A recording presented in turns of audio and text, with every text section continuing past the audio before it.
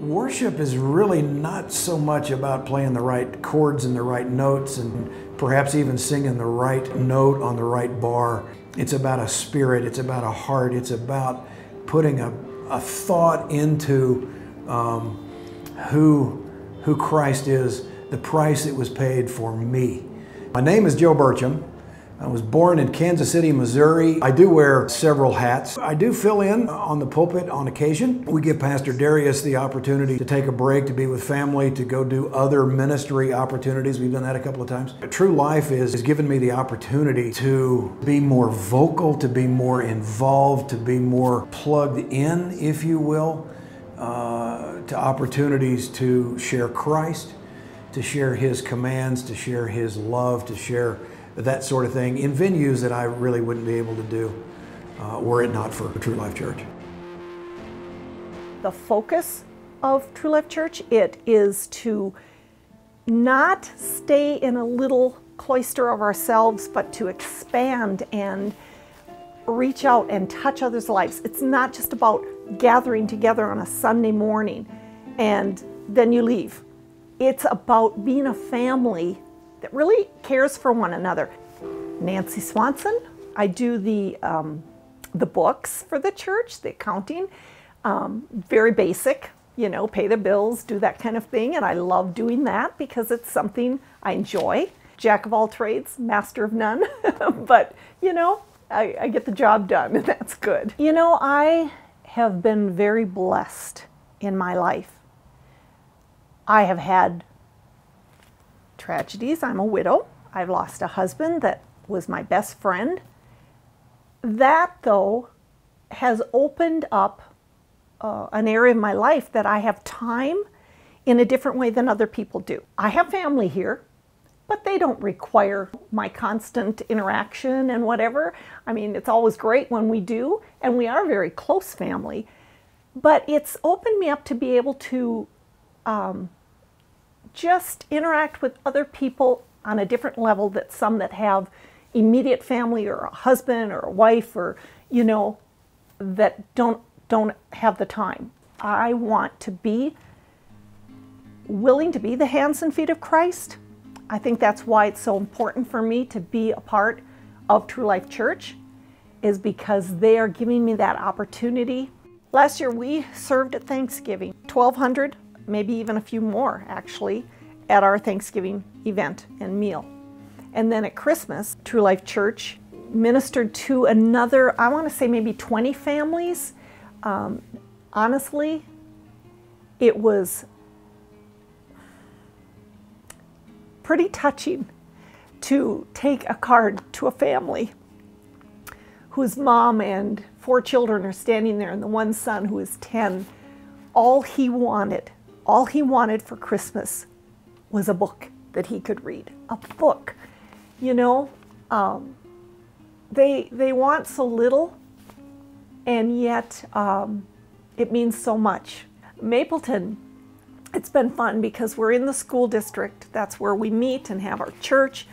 But then we've done sports camps through them in June and July. And even though that's more something that, you know, Pastor Darius and coaches and some of the guys do, I've always had taken a couple days and run over it during my lunch and watch the kids, or I'll go there in the morning when it starts. The Hope Center in Adams 14 has been huge to give us access and help us to determine who needs help.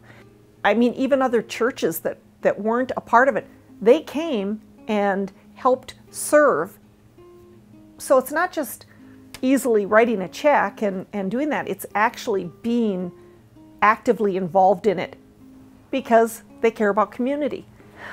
True Life Church makes me feel so blessed. They make me feel excited about life and opportunities. I think I'm a more fulfilled person because of my interaction with the church. And I'm also challenged by them because some of the things we have done and plan on doing, taking me way outside my comfort zone. But one of the things that I have committed to the Lord is I do not want to be stagnant in my faith. I don't want to be in a stagnant pond. I'd rather be in the rushing river, and I feel like that's what True Life Church does to me. They have me in that rushing river and challenge me to keep standing.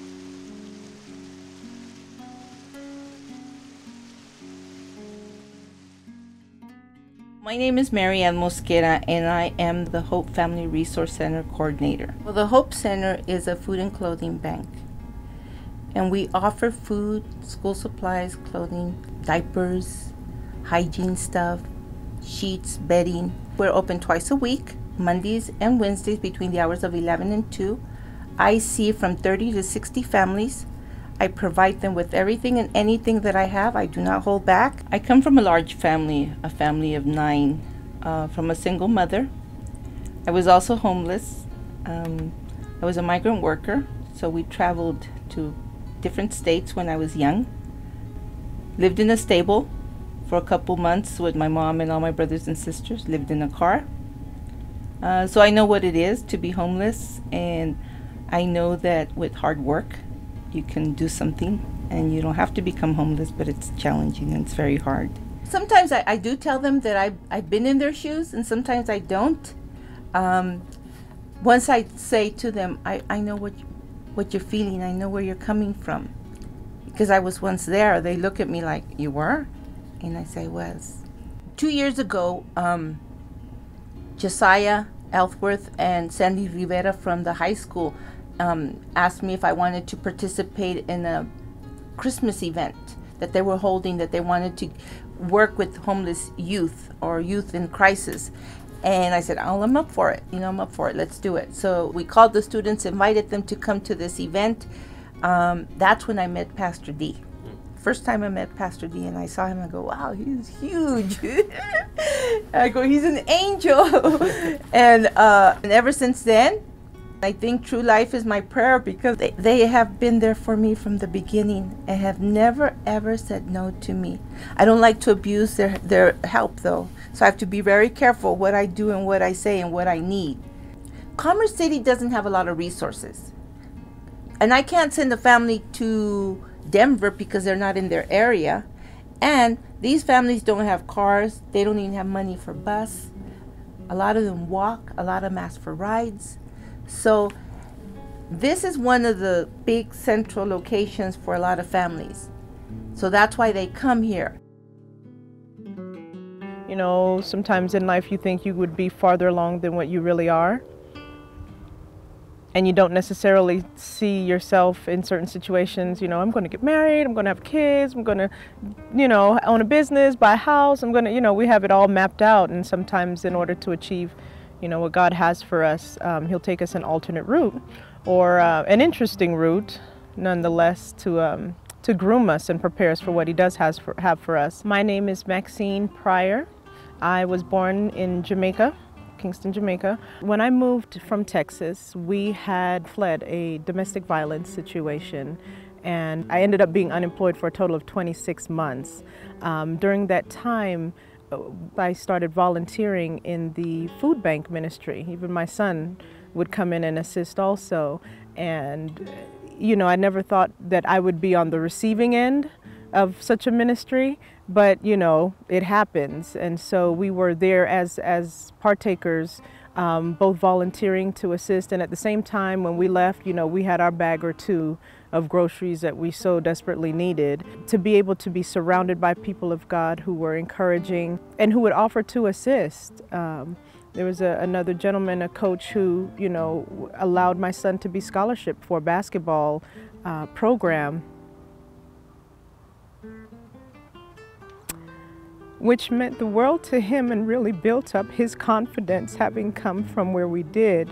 It's so many unspeakable things, things you can't really put into words.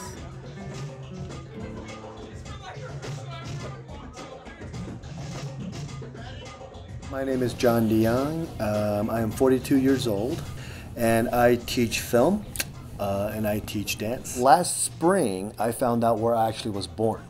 As far as the story goes, I was found on the steps of City Hall in Suwon, South Korea, which is 45 minutes south of Seoul, Korea, at about the age of 4.5. They don't really know. They did a dental test on me to find my age.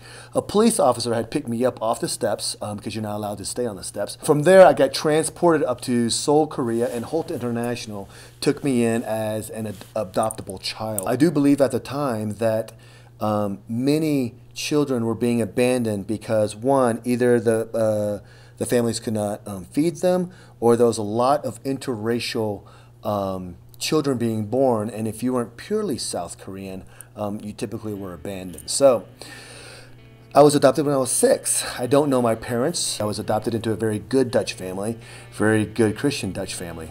As a child, not having a mother or father for years, and we don't know exactly when I was abandoned, and it does kind of work on you in a little bit in your psyche when you know you are an abandoned child. When I think of the role of what Jesus plays in my life, it truly, for me, reflects almost literally the poem of Footsteps in the Sand.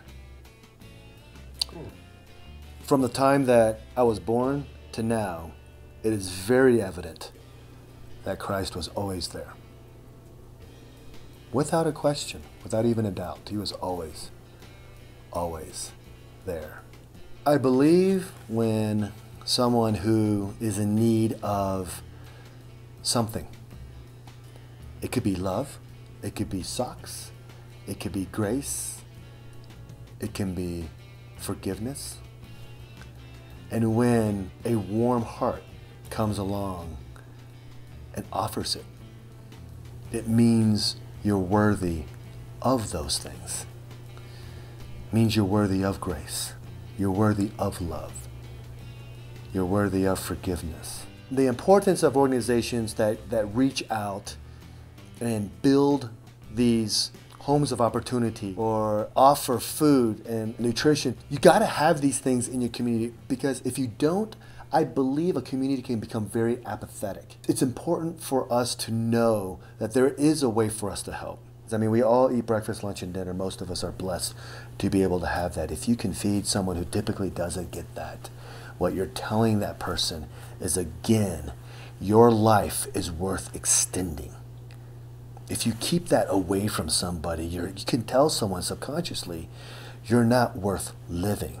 And I believe if you can give thousands of meals to hundreds of families, you're telling hundreds and thousands of people, your life is worth living. It is worth living. And today, your stomach will be full. If we don't do that, what is the messaging? A lot of times we ask, what is the messaging when you do it? I'm like, what's the messaging when you don't do it? What is the messaging to the people and the families of Denver if we did not feed them? What would that messaging be?